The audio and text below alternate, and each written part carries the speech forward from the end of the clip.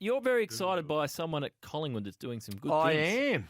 I absolutely am. And I've been my excitement has been confirmed that by those that actually know a little bit more about the Caper than me. We're talking about Darcy Cameron, who got 9 coaches' votes on the weekend. He won the game. He signed a new 3-year contract. He is flying. So it's an interesting conundrum when Brodie Grundy comes back in about a month. So plenty more coming up on the run home. Of course, brought to you by Robot Building Supplies. Robots got it. And Master Builders Victoria.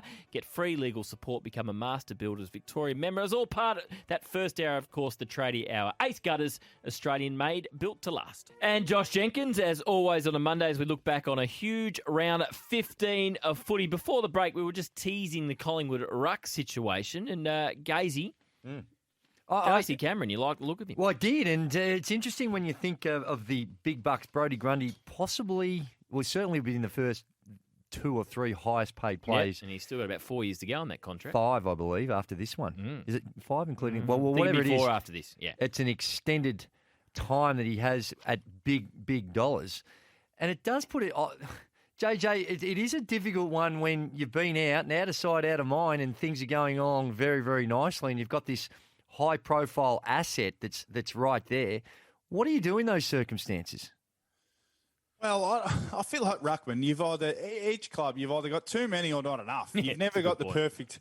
You never got the perfect amount. So, no doubt, Grundy's worth has been, or Grundy's ability as a dominant ruckman has been forgotten a little bit. Now his form has no doubt dipped away somewhat from his absolute All-Australian seasons, and he needs to find that groove again.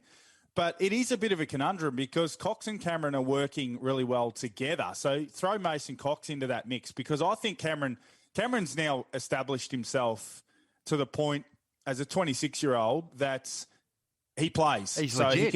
he can do enough as a forward that he plays, and you don't invest a 3-year deal in him if you don't think that that's the case. So he plays. He'll have to continue to evolve. I was always worried he was a bit of a tweener, like a bit of a not quite big enough to be a ruckman, not quite agile enough to be a forward. But I think what he's shown is he's versatile enough to get around the ground. He's not going to be dominant in terms of hitouts, but he's been really strong winning possession around the ground. He's been able to hit the scoreboard. So if he can be a 1.2 goals a game type guy, he can be valuable because they are a little undersized in that front half. It probably becomes... Because Grundy comes back into that side. Yeah. So it becomes, the Mason Cox decision or where he's at, whether he's depth, whether he can find a way to play. You can't play all well. 3, can you? No, well, I mean, history would suggest you can't play all 3. And that's, again, they're not – Cox has struggled to have enough of an impact as a forward to be an 80 – because when he was playing, so Cameron was out, Grundy was rucking for 85%. Cox was playing forward as 85%. He just wasn't having enough impact as a forward. Now that he's getting more opportunity in the ruck, he looks good. But it is a good problem to have. It's not a bad problem to have because Grundy's valuable. Moving Grundy's going to be hard.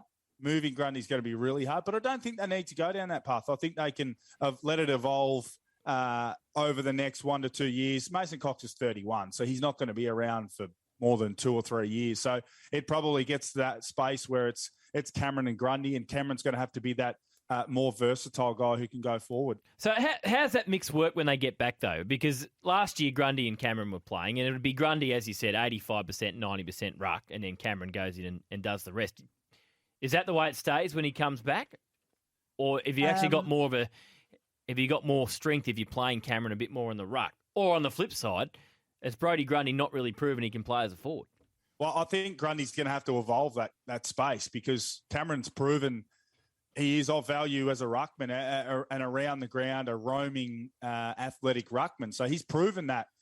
I'll be interested to go back and have a look. You'd have to sort of watch those games and have a look at whether Cameron's getting his goals as a forward or a ruckman who's pushing forward because and Max Gawn often gets his goals as a ruckman pushing forward, and he and Jackson will just interchange or swap, who's in the ruck, who's forward based on wherever they are on the ground. Max will push hard forward knowing that Jackson can just fold back into the ruck. So, it'll be an evolution for Grundy to improve his forward craft but B, have that ability to, as a ruckman, push hard forward and get involved as a ruckman pushing forward, and knowing that Cameron is more than capable of filling that role as well. So it'll be an evolution for them. But again, I would stress that it's a good problem to have. It's not going to be a negative thing. You were one of the few at the start of the year, Josh, that had pretty high expectations on Collingwood. You said they would finish top 6.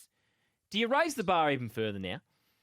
Not yet. Why can't Collingwood go deep into September? What's stopping them? Well, they can. They're 7th at the moment. So I just, I'm happy to just sit on the top 6 call and let that simmer away. I really like the group. And this is, we spoke preseason before we knew how good Nick Dacos was, before we knew how good and how dangerous Jack Ginnivan was. There's probably one or two other guys. McCreary's dangerous and a real pressure guy. They've Henry. got Cameron's evolution as a ruckman as well. So I just love their mix of. They got a real strong mix of guys. Chris Pendlebury, Maynard, Elliott forward and mid, DeGoey when he comes back. They've got a lot of guys who are dangerous but also versatile. So it's hard to plan for them because. Those guys can be mid or they can be half back or they can be half forward, and they're all good kicks. And if you can kick, and a lot of those guys can kick, you're a dangerous, dangerous side, and that's what they're proving to be. So they're Gold Coast this week, and they play North Melbourne and Essendon. So if they can get over Gold Coast, they've won 5 in a row. So they could go 8 in a row if they get over the Suns this week, which won't be easy. Just before we get to the news,